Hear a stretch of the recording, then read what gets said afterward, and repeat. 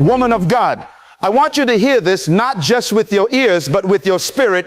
You are not what you've been through, the pain you carry, the tears you cry in silence, the heartbreak you hide behind your smile. None of it defines you.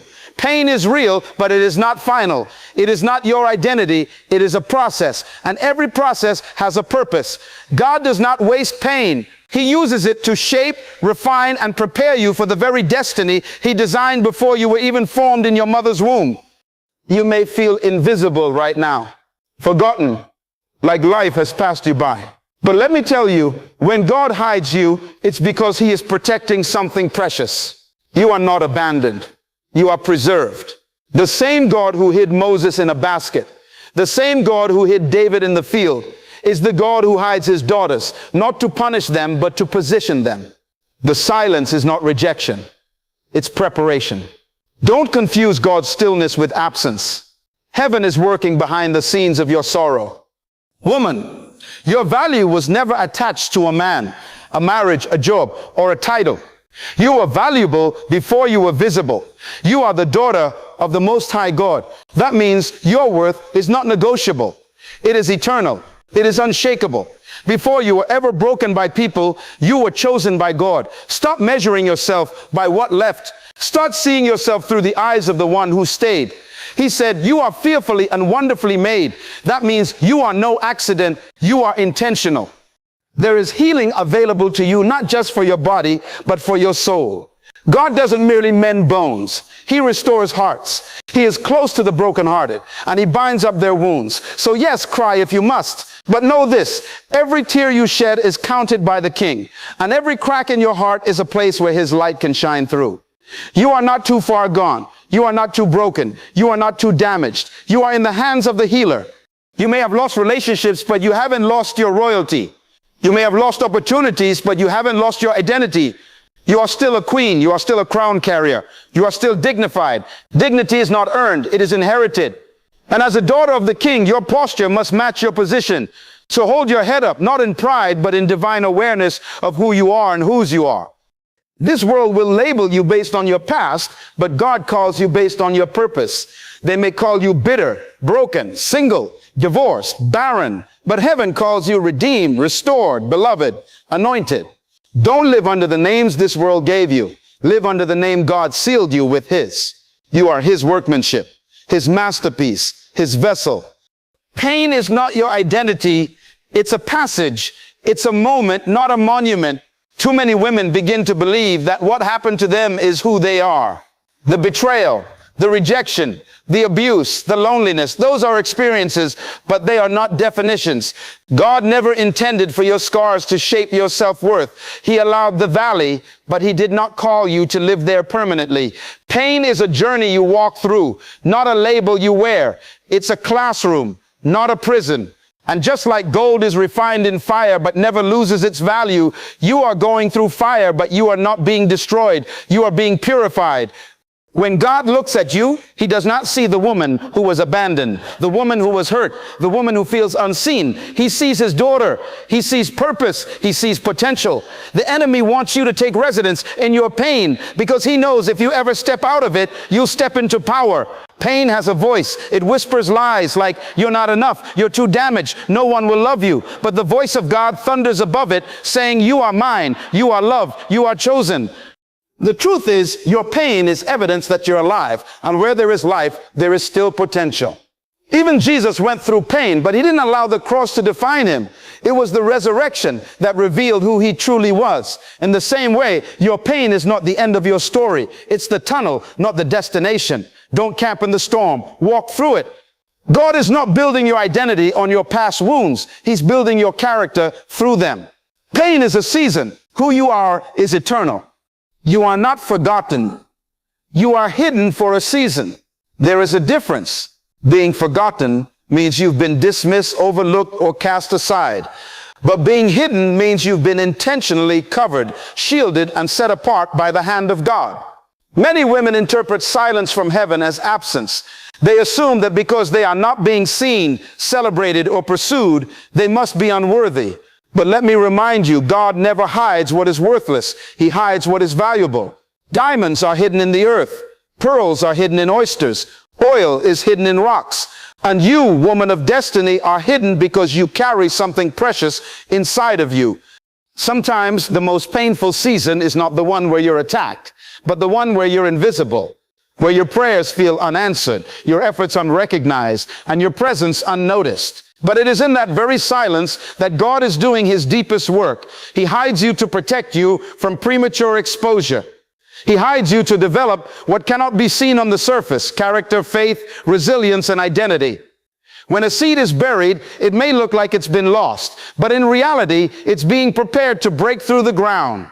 So when God hides you, it's not punishment, it's preservation. In this hidden season, God is stripping you of people who cannot walk with you into your destiny. He is closing doors you thought you needed so you can walk through the ones he has ordained. He is protecting your name, guarding your calling, and shaping your soul. You are not in the background, you are in his hands. Hidden, not because you're forgotten, but because you're destined to emerge with power, with clarity, and with purpose. Wait on the Lord. Your season of revealing is closer than you think. Your worth was established before the world began. Before there was pain, before there was betrayal, before there was rejection, there was purpose. You were not an afterthought in the mind of God. You were not a reaction to circumstance. You were an intention of heaven. God didn't wait to see what you would become before he decided your value. He declared your worth before you even took your first breath. He said, let us make man in our image, and that includes woman. You were created in the image of divinity, carved from purpose, designed with dignity. Too often, a woman begins to question her worth based on who walked away, what failed, or how life unfolded. She measures her value by how others treat her or by the love she didn't receive. But heaven never attached your value to people, possessions, or performance. The cross didn't assign you value. It revealed the value you already had. Jesus didn't die for worthless things. He gave his life because you were already priceless. And when God gave you life, he gave you part of himself, his breath, his spirit, his likeness. This means no rejection can revoke what God has placed within you. No failure can decrease your spiritual equity. No silence, no betrayal, no loss can subtract from what you're worth. Your Creator never asked the world to validate you. He already approved you. He placed identity in you before pain could ever touch you. That's why you don't have to strive, compete, compare, or beg for love. You don't need a platform to be powerful or applause to be anointed. You came here with everything you need to become who God designed you to be. You're not trying to become valuable. You already are. Eternally, completely, and irrevocably valuable in the eyes of the one who made you. God heals not just the body, but the soul. The wounds we carry are not always visible. Some women are walking around with perfect makeup, flawless smiles, and beautiful clothes. Yet inside, they are bleeding from places no one sees. Emotional wounds, words that cut deep, betrayals that shatter trust, loneliness that echoes in the dark. These are injuries the world ignores, but heaven does not. God is not just the God of broken bones. He is the God of broken hearts.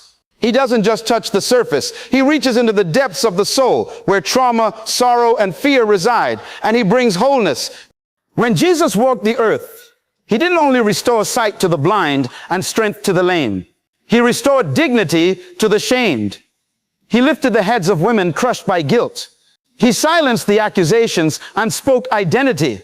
The woman at the well, the woman caught in adultery, the woman with the issue of blood, he saw beyond their conditions and addressed their hearts. That same Jesus sees you now. He sees past the mask, past the pain, past the silence. He knows where you've been, what you've endured, and how deeply it hurt. Healing the soul is a holy work. It's the work of restoration. It's when God takes your pieces and doesn't just glue them together. He makes something new. He replaces fear with peace, sorrow with joy, shame with confidence.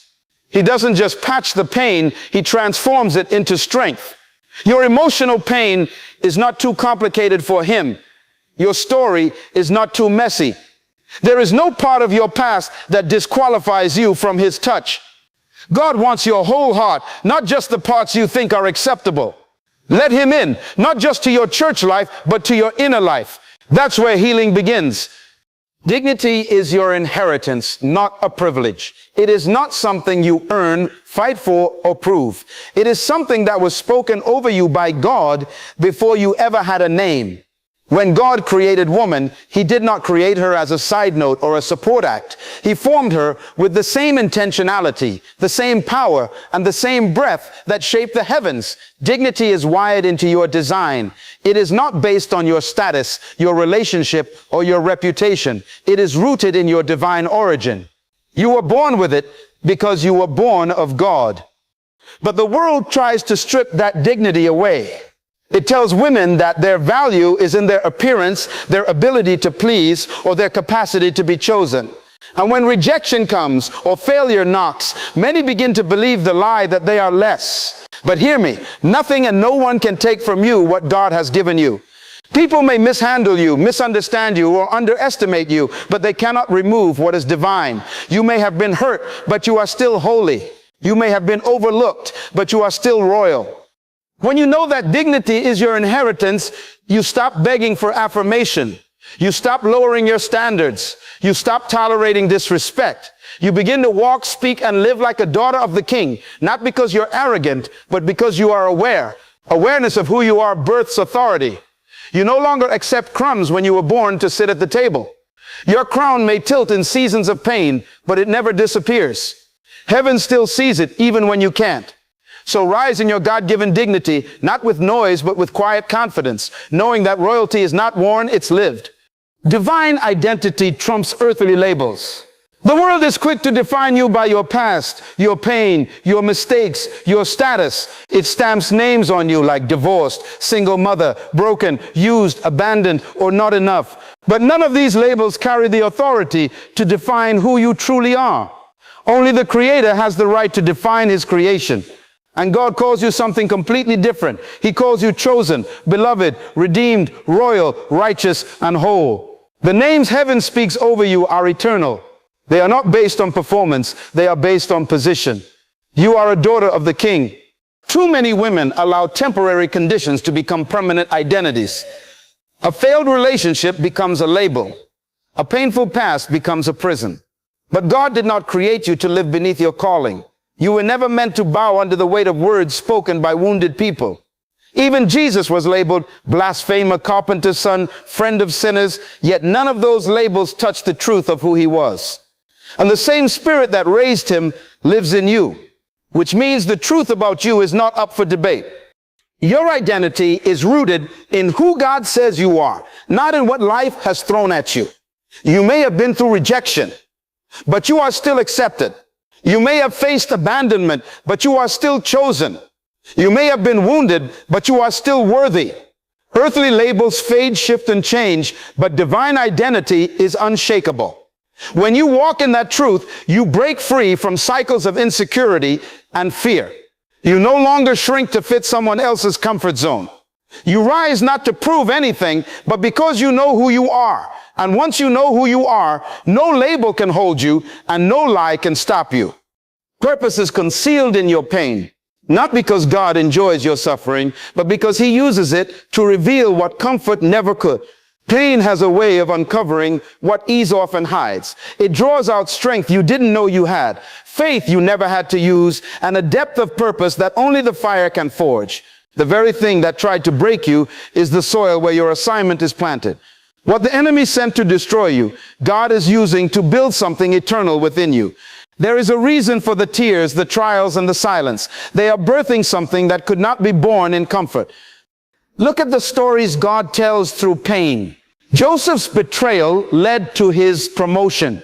Ruth's loss led to her divine alignment. Hannah's sorrow gave birth to a prophet. And Jesus' suffering produced salvation. Heaven never wastes pain. So if you're in a season of deep ache, you're also in the presence of deep purpose.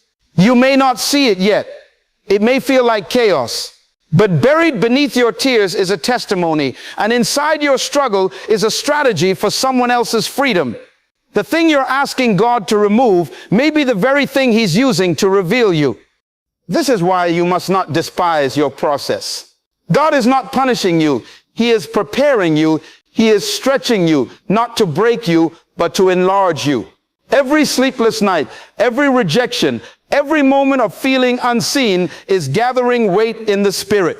Purpose is pressing through the pain. You are not just surviving, you are carrying something. Your story will speak, your wounds will minister, your past will fuel your calling. The pain you're walking through is not in vain. It's the hidden chamber where your purpose is being awakened.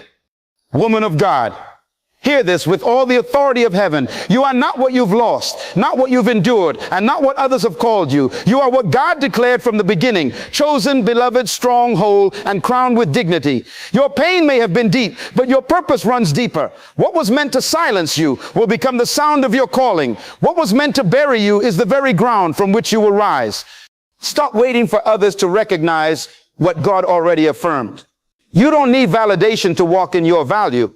You were never created to chase love. You are love's reflection. Your healing, your breakthrough, your restoration, it begins the moment you decide to see yourself as God sees you. You are not a mistake. You are not forgotten. You are not too late. You are right on time for destiny. So rise, not just in strength, but in identity. Rise in dignity. Rise in divine awareness. Your story isn't over. In fact, it's just beginning. And when you rise as a woman who knows my pain had a purpose, my silence had power, and my life has meaning.